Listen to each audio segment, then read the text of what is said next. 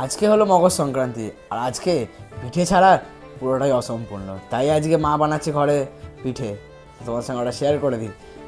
প্রথমেই মা নারকেলটা কুড়িয়ে নিয়েছিল। পিঠে মানেই নারকোল, এটা তো সত্যি কথা। বাঙালির পিঠে ছাড়া মকর সংক্রান্তি মানে অধুরা।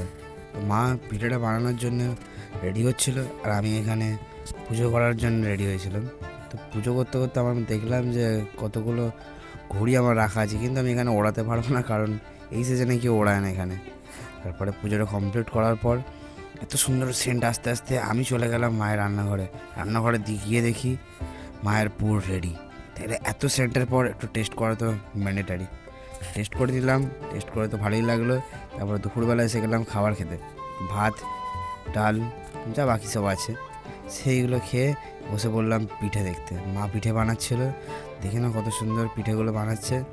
এরপর মা দুপুর থেকে বিকেল হয়ে গেল পিঠে বানাতে বানাতে। এই যে মায়ের পিঠে রেডি। তো এবার আমরা টেস্ট করব। আর আমাদের বাড়িতে দুখানা রেসিপি হয়েছিল, একটা হলো পিঠে মানে দুধ পুলি, আর এইটার নামটা আমি ঠিক জানি না, তোমরা যদি জেনে থাকো অবশ্যই কমেন্ট করে জানিও। তাহলে আমি চলে গেলাম পিঠে খেতে। আর তোমরা যাও ভিডিওটা লাইক করতে, আর চ্যানেলটা যারা যারা নতুন তারা তারা অবশ্যই সাবস্ক্রাইব করতে।